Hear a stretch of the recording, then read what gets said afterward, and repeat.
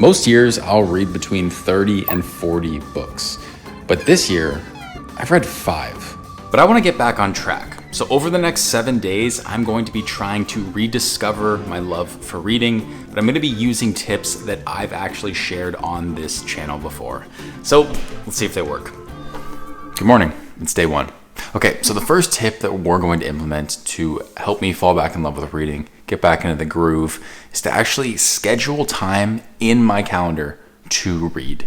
So if something's on your calendar, you're probably not going to do it. If you don't make time for it, you're probably just going to fill it with other things.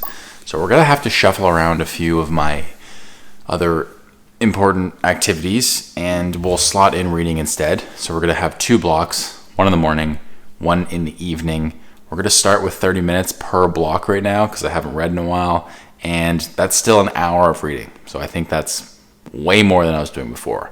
So let's get going with the first morning block.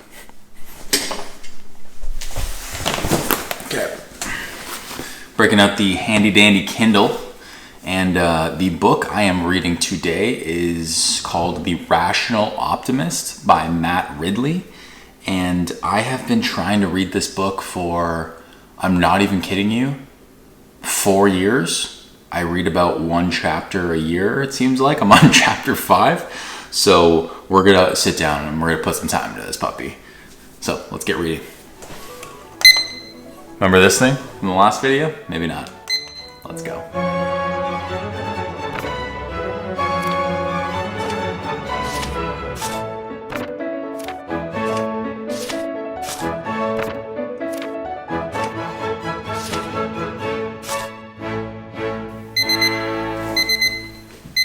Books down. Books down. 30 minutes. Man, that was good. Haven't read like that in a while. But I was reminded why I haven't read this book. This book is fucked. In the same chapter, they talked about declining birth rates, agricultural productivity, and mass vasectomies in India. I don't know how those all link together. I don't know what I just read. A little bit too complex for my little YouTube landscaping brain. What are you gonna do? Oh, that's good. So right now my page count's at like 15. Read 15 pages in 30 minutes. That's pretty good. I gotta say, starting the morning by reading, it's like the first thing you do. It feels pretty good. I feel like I'm one of those billionaires doing one of those morning routines before they can start their day. So I just don't have $1 billion. Everything else is the same other than that. Oh, fuck my life. Tip number 2 is to read something easy at nighttime. So I recommend to read something difficult first thing in the morning, but then when it comes to night, read something that's not so difficult. Like, I'm a working man, I'm cutting my grass throughout the day, and like, I'm tired. And a lot of the time I want to just come home and scroll on my phone because I don't have any brain power to do anything. But that's the perfect time to like pick up a fiction book or something that's just a lot easier to read. A lot of people like fiction. It doesn't have to be fiction. Personally, tonight I'm going to be reading A Movable Feast by Ernest Hemingway. Like, I would kick the shit out of me if you heard me say his name wrong. And it's a memoir that he wrote about some shit he did in Paris in the 1920s. I don't know.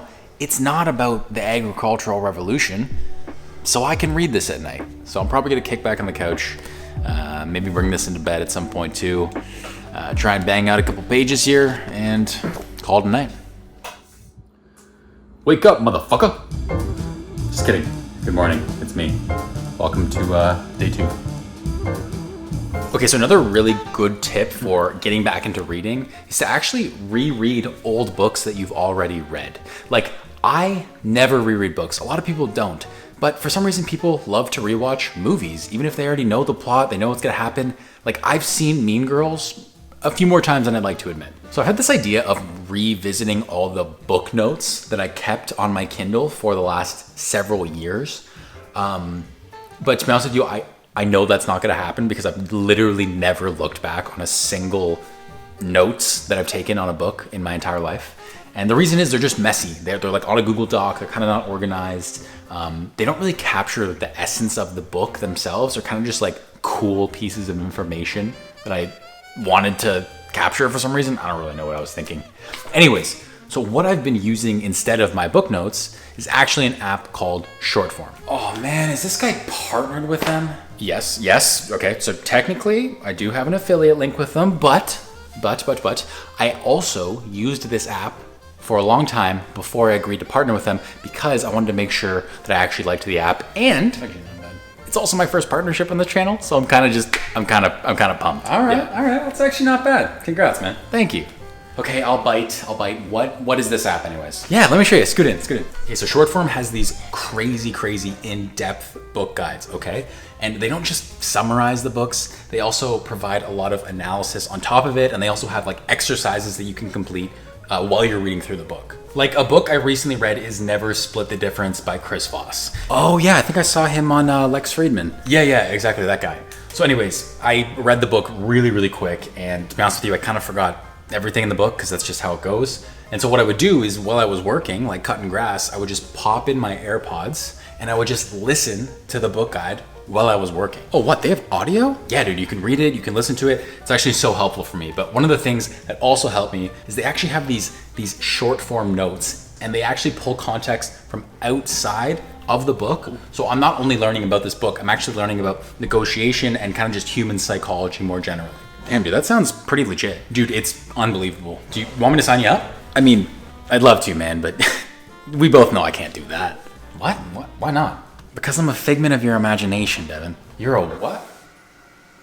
Okay, I have got to get that checked out by a doctor. Jeez.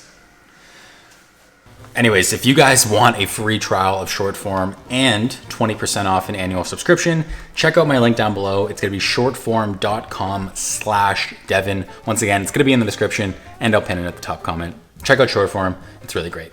Anyways, for this next session, I am going to be revisiting an old book that I've read on Shortform. It's Essentialism by Greg McKeown. This book was amazing. I do not remember a whole bunch because I read it so quickly, but I'm really excited to get some insights. So let's check it out. It's a beautiful morning today, so I decided instead of sitting on the couch reading off my phone or off my computer from Shortform, I'm actually gonna pop in my earphones and I'm gonna go for a walk. Nothing better. 2-in-1. Andrew Huberman would be licking his chops right now, getting my morning sunlight. Welcome to the Huberman Lab podcast, where we discuss science and science-based tools for everyday life.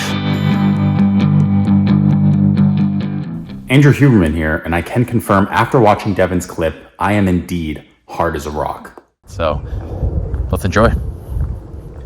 Now, if you're a reader, you know that there is no better feeling than getting a new book. And that's actually the next tip, which is that if you're trying to fall in love with reading, buy a new book. Get some excitement in your life. So, we're at the bookstore. We definitely don't need a new book, but we're gonna get a new one. And we're not gonna just get any old book. I actually have a bit of a surprise for you, so let's head in. How's it going? Good, how are you? I'm doing well. This is a bit of a random question. Trying to just like find a new book. Okay. Kind of stuck in a bit of a rut. Do you have like a favorite book in the whole store that you would recommend? Just like genre-less, like I don't care. You don't care, just anything? Anything.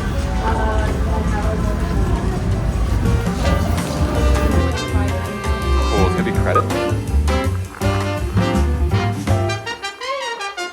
All right, we got our book. It is called Piranesi by Susanna Clark. This girl in the store, Emily, recommended it to me. So thank you, Emily, for the recommendation. And this is a fantasy book. I would never be caught dead in the fantasy section. But that is actually the next tip of this list, is that you should just read it out of your comfort zone. Get out of the comfort zone a bit. If you're in a rut or you're trying to get back into reading, you never know what genre or what book is going to get that going for you. So I'm going to read a fantasy book. Also, I was so awkward in that store. I was so nervous to film the interaction that I was like rushing through all of her questions or everything she was saying. I wasn't even listening to the way she was describing the book. And then at the end, I'm just like, okay, what's your name? Emily. Okay, bye. And then I just left.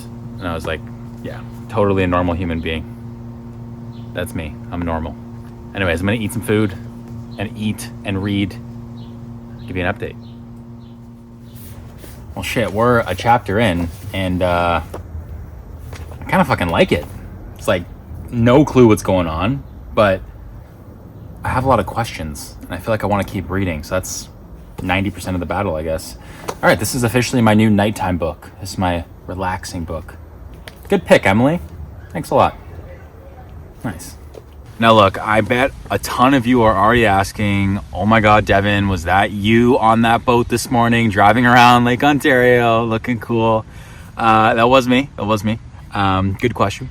But a lot of you are probably also wondering, why am I reading so many books? I think in these 3 days so far, I've read like 5 different books. And some of you might think that's weird, but to be honest with you, that's actually the next tip, which is that you should read multiple books. I preach this all the time. You should not be reading one and only one book at any given time. You should read multiple books because if you get bored of one, you can switch over to another. The important part isn't that you're finishing a book. The important part is that you're wanting to read. So you never ever want to be bored of a book. So if you only ever read one book at a time, don't do that. Pick up 2, 3, 4, as many books as you really like. As long as you're wanting to read, that's the most important part. So I'm going to get a little reading session here under this tree and we'll touch back. Over the next few days, I read the most that I've read in a long time. I read inside, outside, I listened to audiobooks while I walked. I even tried multitasking. But eventually the 7 days were up and it was time to find out if it was all worth it. Okay, so the $1 million question, did I fall back in love with reading? Yeah, I think I did. Fun fact, I read 247 pages this week. It's kind of crazy, no? I forgot how I used to read 30 to 40 books a year. And then this week I realized that that's actually not that hard to do if you just consistently read every single day. Those like 30 pages add up over the course of a year to like 30 or 40 books. It's kind of wild. But the number of pages that I read this week does not matter because nobody cares about how much you've read. And that's the last tip that I have for you this week. So many people read books that they don't want to read because they think that they should read it, or they set these super unrealistic reading goals so they can tell people how many books they've read. But let me tell you, because I've been there, no one cares. So pick up books that genuinely interest you, read at your own pace, and most importantly, just shut the fuck up about it. Anyways, that's all for me. If you liked this video, odds are you're probably gonna like this one right here, so check it out. Other than that, I'll see you guys next time. See you soon.